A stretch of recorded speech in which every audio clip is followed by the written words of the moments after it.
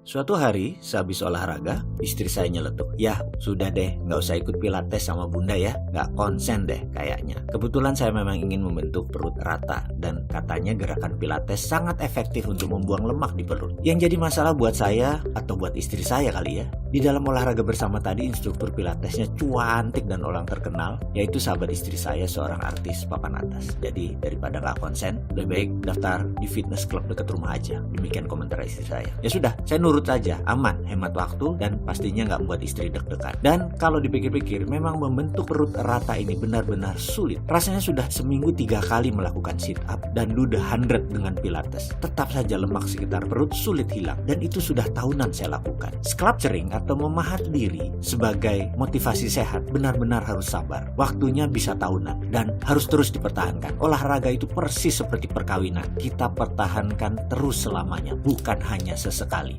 Bayangkan, membentuk tubuh agar otot terlihat pas menempel pada tulang kita, itu sulit. Padahal bukan membentuk tubuh seperti otot binaragawan. Kita hanya ingin hilangkan lemak. Kita ingin badan kita kering, semacam Bruce Lee deh, lakukan otot keluar secukupnya. Nah, apalagi membentuk pikiran. Gak gampang loh membentuk pikiran. Bagaimana olahraganya? Benar, selain tubuh, ada satu hal yang juga harus dibentuk dengan indah, yaitu pikiran. Untuk membentuknya, kita lebih lama daripada memahat tubuh karena wujudnya tidak terlihat langsung, tapi terasa. Bagaimana membentuk pikiran yang selalu indah, selalu positif? Bagaimana membentuk pikiran selalu riang? Bagaimana mendapatkan rezeki selalu mudah? Tanamkan pikiran dalam benak Anda bahwa Anda adalah sebuah mahakarya. Itu yang dimulai. Oke, kita mulai dengan apa? Tanamkan dalam pikiran bahwa Anda adalah sebuah mahakarya. Anda pasti tahu kota Florence di Italia. Terdapat sebuah museum istimewa yang sengaja dibangun bagi sebuah patung David yang diciptakan oleh Michelangelo beberapa ratus tahun yang lalu. Patung itu barangkali termasuk sebuah karya patung paling indah di dunia. Banyak pengunjung yang berkomentar ketika berada di sana secara fisik di dalam ruangan bersama patung tersebut bahwa ini adalah sebuah pengalaman yang tidak akan pernah terlupakan. Cerita tentang pembuatan patung David sangat menarik dan mengandung pelajaran berharga. Dulu, Michelangelo diminta secara khusus oleh keluarga Medicis untuk menciptakan sebuah patung yang akan diletakkan di alun-alun kota Florence. Keluarga Medicis merupakan salah satu keluarga kaya raya dan terpandang di Italia pada zaman tersebut. Sebuah pesanan khusus dari keluarga Medicis bukan berarti sebuah tugas sederhana, tapi sebuah kehormatan besar. Pesanan seperti itu juga sebuah tugas yang tidak dapat ditolak oleh siapapun. Selama 2 tahun penuh, Michelangelo mencari sebongkah batu yang dapat dia pergunakan untuk menciptakan sebuah mahakarya bagi keluarga Medicis. Akhirnya di pinggir sebuah jalan di Florence,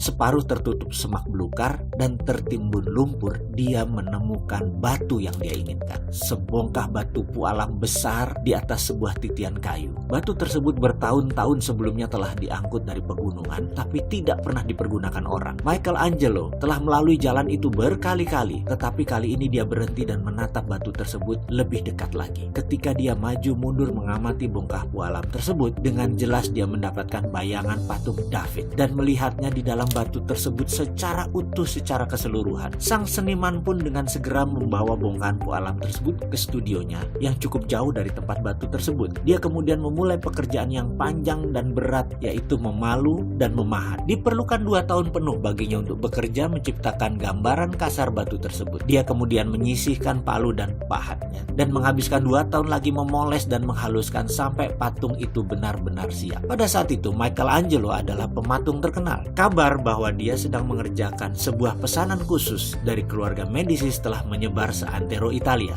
Ketika waktunya tiba untuk mempertontonkan patung tersebut ke publik, ribuan orang datang dari seluruh Italia dan berkumpul di alun-alun kota. Ketika selubung yang menutupi patung dibuka, kerumunan massa yang berada di sana tercengang dengan mulut ternganga. Patung itu luar biasa indah dan orang bersorak. Para pengunjung merasa kagum melihat kecantikan luar biasa patung hebat ini. Michelangelo dengan segera dikenal sebagai pematung terhebat pada zamannya. Sesudah itu, ketika Michelangelo ditanya bagaimana dia dapat menciptakan sebuah mahakarya seperti itu, dia menjawab dengan mengatakan bahwa dia telah melihat David dengan lengkap dan sempurna pada batu pualam yang ditemukan saat mentah, dan yang dia lakukan hanya membuang apa-apa yang bukan bukan David. Sekali lagi, ini yang ditekankan. Michelangelo hanya membuang apa-apa yang bukan David. Terdapat beberapa kesamaan antara Anda dan patung David. Anda pun kurang lebih seperti sebuah mahakarya yang hebat terdapat dalam sebongkah pualam. Akan tetapi pualam yang menutupi Anda, seperti juga kebanyakan orang lain, adalah pemikiran-pemikiran sempit yang terbatas serta kekhawatiran-kekhawatiran yang berlebihan terhadap berbagai kemungkinan kerugian atau kegagalan. Bukannya antisipasi penuh semangat menyongsong kedatangan kesuksesan dan keberhasilan. Agar dapat menyadari potensi Anda,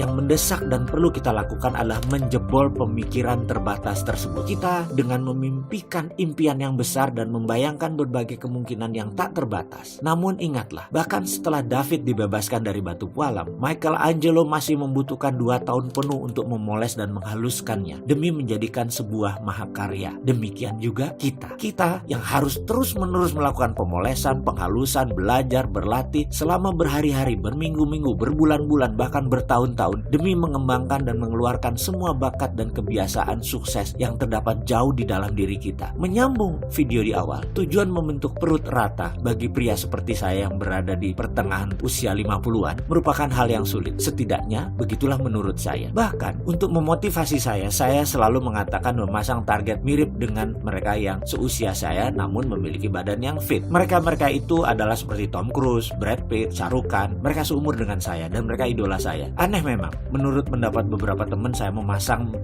foto-foto mereka hanya untuk memotivasi, hanya untuk membentuk tubuh saya. Demikian juga foto-foto orang-orang sukses yang kaya, yang sejahtera, yang hidupnya lebih bahagia, yang hidupnya lebih soleh, itu pun terpampang banyak di rumah saya demi membuat pikiran saya seperti mereka. Itu adalah cara memotivasi diri agar rajin olahraga dan agar rajin membentuk efek pikiran yang sehat. Untuk memahat tubuh, untuk memahat pikiran, semua memerlukan motivasi. Lalu bagaimana agar pikiran lebih cepat terbentuk? Saksikan video berikutnya.